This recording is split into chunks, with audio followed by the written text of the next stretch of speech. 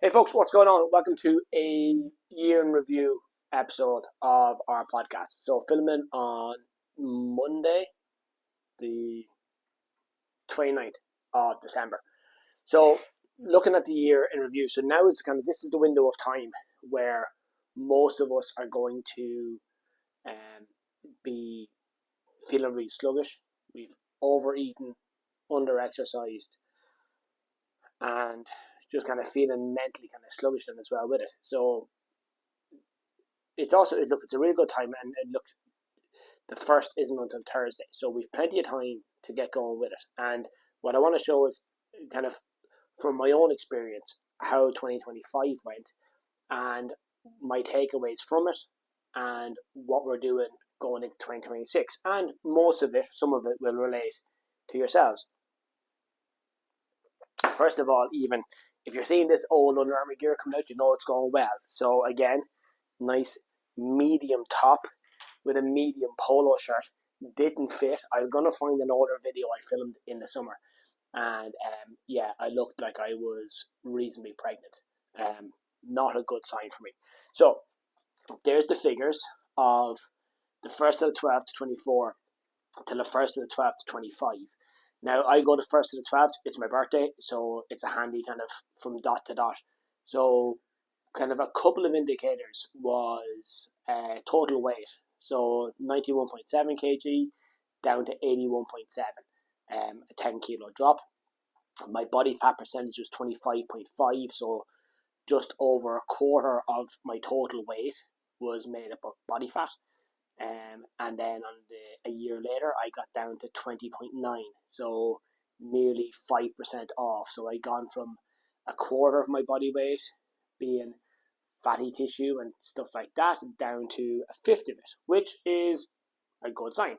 Then there's just other various kind of percentages that the scales kind of give us: fat mass percentage, muscle mass, um, and then things like metabolic age. So your metabolic age is effectively like a level of it will be an indicator of health or fitness. I was 52 years old metabolically on the first of the 12th to 24, and I got into 38 on the first of the 12th to 25. So that was that, and then so realistically, and I suppose transparently, I did sweet fuck all between December and the start of July of 2025, and that's kind of when I said, right, enough's enough. I was struggling to see my toes when I showered, um, and I just couldn't see past my belly and my gut. It had kind of come out and come around so much that was that. Other indicators that were kind of like alarm bells or warning signs for me: low energy, really snappy, really moody, just not in great form in general because I wasn't physically fitter, and it came back up, and I wasn't mentally and emotionally fit and healthy. And then that came out into my marriage, personal life, my work, as does for all of us. So the healthier we are internally, the healthier we are externally, so inside and outside. So started off, and then here's one I made earlier. So here is my weigh-ins for the start of July to the end of September. So that was my first 90-day block where I really kind of said, right, cop onto yourself and get going. And yeah, real good, strong. So basically my goal was 10 pounds in 90 days because it was a reasonable goal. It was enough of a stretch that I had to kind of push a bit, but it wasn't so far that I was like, oh, I'm constantly chasing this and it's just not going to happen. And also for where I was, it was a reasonable thing. I was like, I didn't like the only reference I had previously for what weight that I want to get. I knew what I wanted to look like. I just didn't know what kind of weight that would be. I didn't know if it was get to 85 kilos or 80 kilos or 75 kilos or anything like that. But the one thing I did know the whole way through is that I knew how much I was willing to give up personally. my time changes to my habits and things like that. And that's a big thing a lot of us fall short on when we are setting our goals, is that we don't understand the price to pay, or so we don't understand sometimes the willingness we have when it comes to the price we have to pay. Like, I knew how far I was willing to go, and I also knew that meant my results would only go so far. And I was fine with that. And if I wanted better results, I'd have to make a greater sacrifice. I'd have to pay a bigger price to go further with it. Okay? And that's true of all of us. So if I wanted to, drop even more weight or drop even more body fat, it would be a case of, right, then you really got to tighten up your nutrition and your hydration and your sleep. And those were areas that at that time I wasn't willing to go into, or I wasn't willing to kind of go further into. So from July, long story short, 14 pounds was the actual goal, was the actual result over the 3 months. And I was like, happy days, I'll take that all day long. So then I went I did a second run from start of October to the end of December. And here's another one I made earlier. So started off at 85 kilos, finished up at 81.5. At one stage, I had gotten down into like the high 80s, so 80.8, 80.7, somewhere in that region. So overall, I dropped 3.5 kilos, dropped another 7 pounds. So 7 pounds in my second 90 days, 14 pounds in my first 90 days, 21 pounds overall, give or take. Again, body fat percentage came down from 22.1 to 20.6. Metabolic age went from 41 to 37. All kind of good indicators across the board. Now, the big difference being is that on my first 90 days, I did 70 training sessions over 90 days. So almost 2 out of every 3 days I was exercising. Now, on my last quarter, so you'll probably see here potentially, so I logged all the workouts. So after the first 33 days, so from the end of September till Halloween, I had done 21 sessions over 33 days. Again, I was on good pace there. This is where things get a little ropey. So starting November up to mid-November, yeah, pretty good, still kind of exercising. And you'll see all the dashes. All the dashes are marks where I didn't train. And I could put it down to a variety of reasons, but it's as simple as just going, it wasn't a priority. Full stop.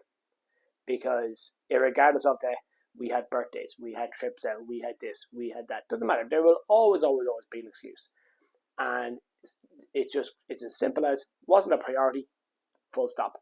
And when it becomes a priority again, perfect. Because now, into December then, this is where it gets real bad. So all these dashes. One workout in all of December. Now, the borderline ironic or funny thing is, I had actually hit, my weight was still dropping all the way through this, because my nutrition was fairly on point, within reason. I wasn't kind of overindulgent. And out of all, so over 90 days, 1 pound every 9 days, so I have 10 markers or 10 checkpoints as I go along with it. And I only missed 2, so 2 out of 10, and then I suppose 3 out of 20 over a 6-month window. I had missed my kind of my weight loss target, and I was like, holy shit! Like, I mean, you take, like, if you did that over the course of a year, you'd be great. So my success in the last quarter was more so down to how well I had pushed and the head start I had gotten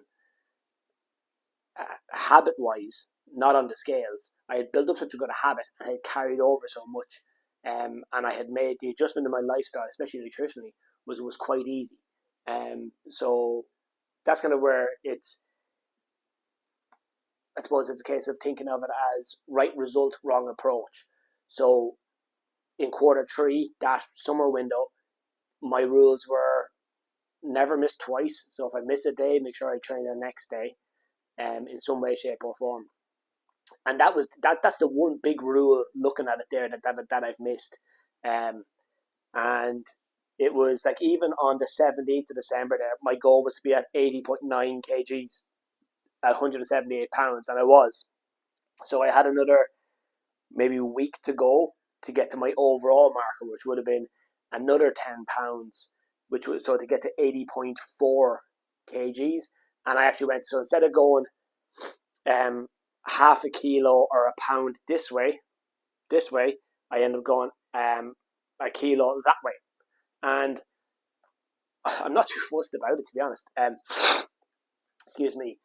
So this is where understanding that our goals are over the course of it. So I did nothing from December to July, did a good bit in July to September, did a little bit in October to, let's say, mid-November, and mid-November on. And there's 10 kilos off. So even if I had maintained, a bit more consistency with it, and that's kind of where that's where the program works, is that it is manageable, it's sustainable, and it plugs in to your lifestyle in a way that you're not going to feel like, oh, this is such a burden, this is that. A lot of the workouts in the summer were at home because it eliminates the excuse of, I need to be in the gym, I need to go there, I need to do this, I need to do that. I had a pair of dumbbells and a kettlebell somewhere. Can't be tongue.